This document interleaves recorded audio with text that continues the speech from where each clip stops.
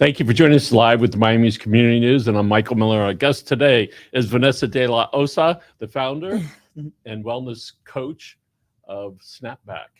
Snapback with V. Right, Snapback with V. I suppose the V is for Vanessa. Coach V. Okay, do they call you Coach? Coach V, yeah. And that's wonderful. Yeah, right? definitely. So let's talk about a little bit about you and how you wound up being in this field. Oh man, it was definitely a long winding road that got me here. I never ever thought that I would do this. I was always kind of like heavier set growing up, right? And then I think I was about like 14, 15 years old when I started learning how to eat, and I didn't like my body, and I couldn't wear shorts because my legs would rub together, would hurt so much. And I started like learning how to do fitness, how to eat a little bit better. Again, never thought it would ever be something that I would turn into a career or a business, right? So I went through school. I did 4 years of undergrad. I worked in a real estate company. Then I go to law school. I have both of my babies in law school. But I think that it was... And you graduated. I graduated law school. Yes, law. yes, I graduated. So where does Snapback come in? So basically... So during law school, I had both of my kids, right? And I blew up and then I got really thin. I blew up and I got really thin. What does that mean for our people when you say you blew up? Okay, so I am 5'3", just for reference here. I'm 5'3", and I had my first at 190 pounds. I dropped to 120. Then I had my second at like 160, 65, 67, around there. And I dropped to 105. So over the course of 2 years, I lost over 120 pounds. That really like got people like asking questions like, what are you doing? Like, what is the secret, And I was helping people around me, people in my community. But again, never something that I thought that I would formalize as a program because I was in law school. I mean, it's the last thing in the world I thought I would do. I'm going to confess, midway through law school, I kind of knew it wasn't for me, but I still didn't know that this was, So I got out, I worked in a law firm for a little bit and hated it. So I confirmed that it wasn't for me. I left. I was offered a really good business opportunity from a friend of mine. We worked together, but it still wasn't my thing. So I made some money, whatever. Like I kind of like threw it towards like e-commerce, different investments. And then I had like a moment where like I was like, okay, what am I going to do? Like I really want to like impact lives, change the lives of people, really, really help people. What is it? And when it hit me, it was like a ton of bricks. All of a sudden, even the name hit me like right away. Like I want to help women snap back. So let me go. So you went to law school for whatever those reasons were. You knew in the middle of it wasn't for you, but you finished anyway. You explored it, went to work to see if the decision you were in the process of making, which was to say law school was fun and I learned a lot, but I want to go do something else. There are plenty of people that are out there that think because they studied something or they're working in the field that that's the only thing they can do. Right? But you made a decision, all right, to get out of that and go do something else, which wound up being this. But was that the plan when halfway through law school you said, I know what I want to do? No. I knew that I was like, it's not that I knew what I wanted to do, is that I knew that I didn't want to do this. I knew that I didn't want to be an attorney. I knew that wasn't really like my calling. Actually, I would hear so many entrepreneurs that like I follow and all of these like real tycoons and moguls that they always say it's about helping people. It's about helping people. And I went through law school and I was kind of like, it's not about helping people for me. Like, I don't get it. It's about the money for me, right? Like, that's why I went to law school, for the money. And even more so after I had children. And then I left, I finished law school and then I started doing e-commerce. And I was like, well, this isn't really about helping people either. I still do that, but it's all managed, automated on its own. I don't actually do anything myself. So then when Snapback with V hit me, I was like, oh, I get it. Let's go to the website where you help some people there. I saw there's some young ladies there. Michael, who's producing the show, would you put that up on the screen there? So let's talk about where you started helping people and what was that like for them? And then as their teacher, instructor, or perhaps mentor, what was that like? Honestly, it like really changed everything for me. Can we scroll up so we can show the young ladies that are there? Where are they? There we go. Okay, right, so these are folks that you work. Is that two different ladies? So 2 different ladies, but this isn't even something that like really I planned. I never asked people for before and afters or anything because this is like even before Snapback with V was formalized. I never asked people for before, so I kind of had to be like, hey, do you have a picture from back then? Like send me something. So, I had a few girls send me their pictures, their before and afters. And I have my girls tell me, like, crying to me, like, you have changed my life. You have changed everything about my life. I even helped a friend in law school who was very sick. She had an autoimmune disease, and I helped her lose like 40 pounds. And she was like, dude, I can't even believe like what my life is now. Like, thank you so much. You've changed it so much. This girl was always in and out of the hospital in law school.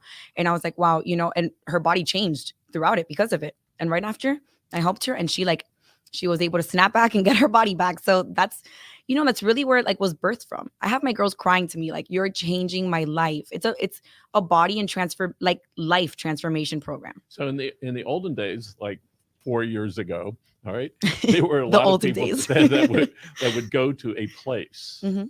a gym or an office or a park, and meet with other people that were doing the same or similar things.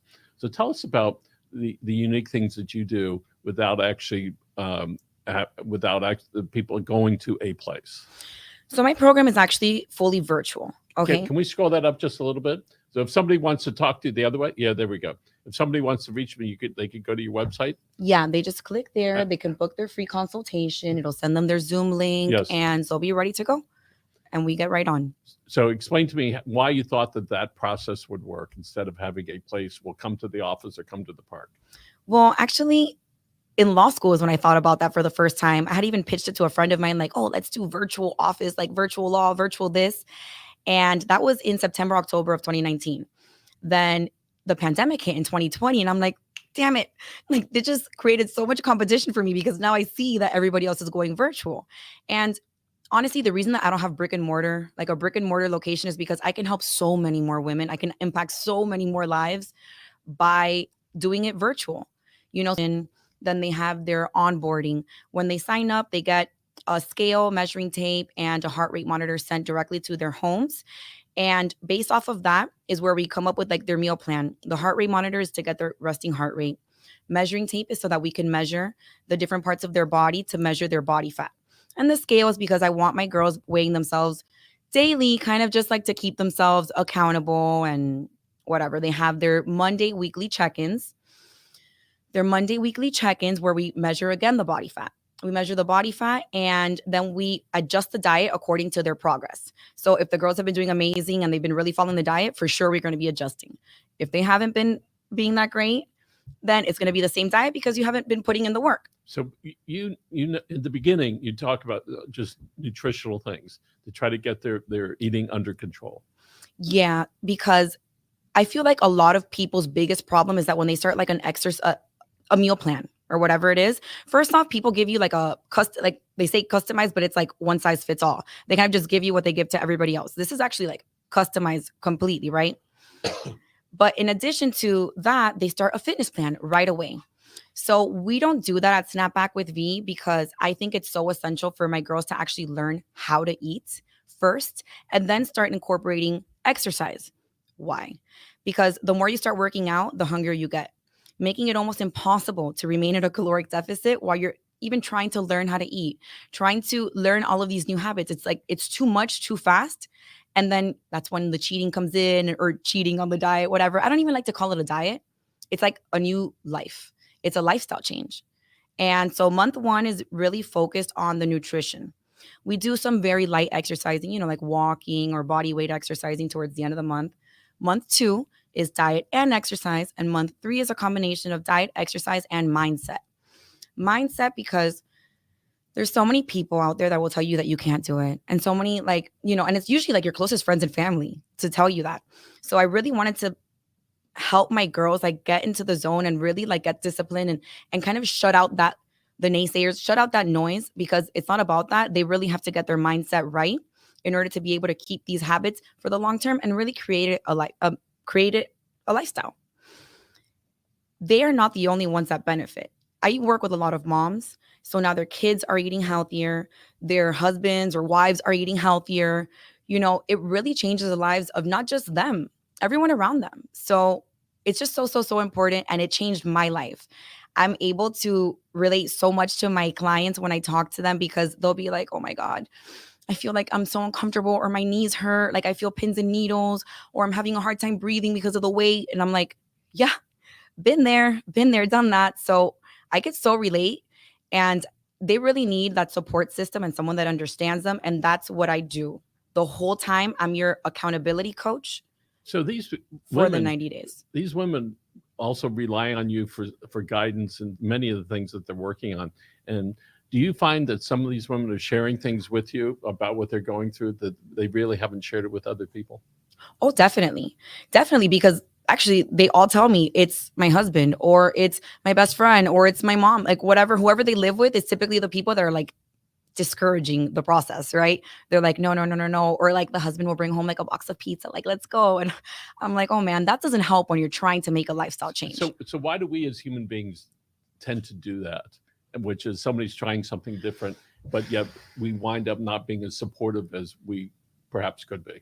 You know, I really don't even, I don't know why, honestly. It's just this weird phenomenon that it's like the people closest to you are the least to support you for whatever reason. I don't know. I don't know if it's because they're already familiar with you and they don't want to see the changes. They don't want it in their own lives as well. I don't know. They don't want to see the growth sometimes. It makes them uncomfortable about maybe themselves. You know, if now all of a sudden I'm starting to look better, eat better, everything is changing about me, but you're staying where you're at, you kind of feel like I'm surpassing you. I'm going past you. You know, I'm growing past you. I don't know. It's the weirdest thing because I really try to support my people so much so. And my program, that's like the biggest part of it, actually. So for the 90-day plan, they have 24/7 one-on-one access to me because of that. So they can call you or text you at 5 o'clock in the afternoon and say, listen, I feel like I want to go eat a horse. And Yes. Right. And I'm about to be out of control on my way over to my favorite fast food place. Literally. Yeah, literally. Or they could be 10 p.m. Friday night at a restaurant or at happy hour, whatever it is. And they're like, this is the menu. Oh my God, girl, I don't know what to eat. Please help me. What do I eat here? I'll tell you this, and that. But because of this hyper personalization, I only take on 3 girls per week because I'm one person. And until I have other coaches, I really, really need to be there for my girls. You can't talk to 40 people at a time. So you personalize this a lot when you say my girls. So tell us how you coined that. My girls, because I work with women and my clients really become like my friends because we talk so much. And I feel like I am such an empath. I'm so empathetic. My whole life, I thought it was my biggest weakness. Really, like truly, it actually makes me like emotional thinking about it. I always thought it was my biggest weakness. And I have actually made it my strength. And I have made my whole entire business model surround that I can feel for you. I feel for you. I want to be there for you. I want to help you. And there's nothing like seeing these women's lives change because it's their bodies. Of course, their bodies change, but their whole life. Because once you start looking better, you start feeling better. It doesn't work the reverse. You don't feel good and all of a sudden start looking better, You got to start looking better, looking good in the mirror, looking good naked. And then you start feeling better, right? And so often people are afraid of their dark side, but more often than not, it's really our light side, our shining side that frightens us more about being able to accomplish things. So let's go back to when you had your baby. How much weight did you gain, the first one? So with the first, I gained 50 pounds, but I started at 140, which was already a little bit heavier for me. I got pregnant 3 months after getting married. So I was in that total honeymoon phase of just traveling and eating everything in sight. So, and then in that pregnancy, I suffered, completely candid. And I've spoken about this before, so I don't have a problem saying this. I suffered from miscarriages. So in that first pregnancy, from week 6 to week 12, I was bleeding. So I had to be like on bed rest. I never had nausea. So all I would do is lay down and munch away. Once I was able to be more physically active, I refused. I was terrified. I was terrified of moving, of doing anything because I didn't want to lose my baby.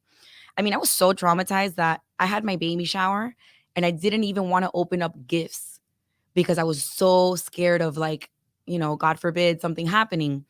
So honestly, all of that coupled up just together was a recipe to get me really, really big. In pregnancy, it's healthy to gain 25 to 35 pounds. I gained 50. And you started at 140. You're 5'3"? Yes. Okay. Okay, so that's a bunch. Okay, I'm little. the next, the second baby was how long was until you're pregnant on number 2? So once I actually like reached like my fitness goal at that time, which was like 125, I found out the month later that I was pregnant again. So I had like PTSD from like being so big. I tried to watch my weight, but I still ended up gaining over 40 pounds. So I think I went up to 167. So snapback is appropriate. Yeah, because then I went from 167 to 105. It was actually, even right now, I'm thinner right now than I was in 5th grade. Let's just put it that way. Like, that's how heavy set I've always been my whole life. Everyone always told me, oh, you're just big boned. I'm like, no, big boned is a myth. No, I was just overweight.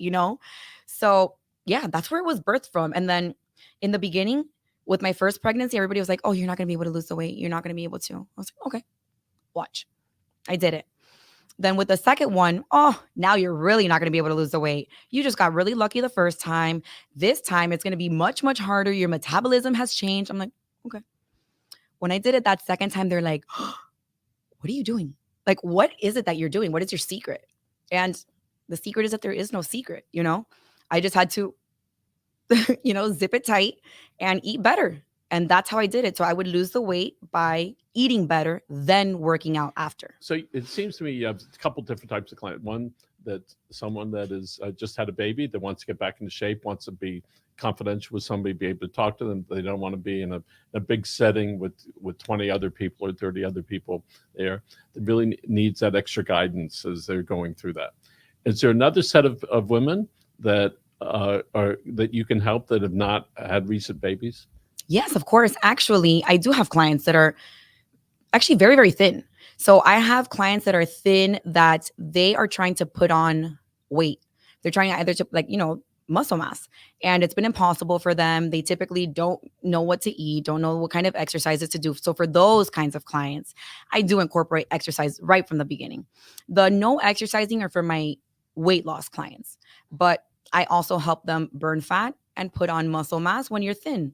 I have a client that she's super tall, super thin. She's never been able to, she says that she's a noodle.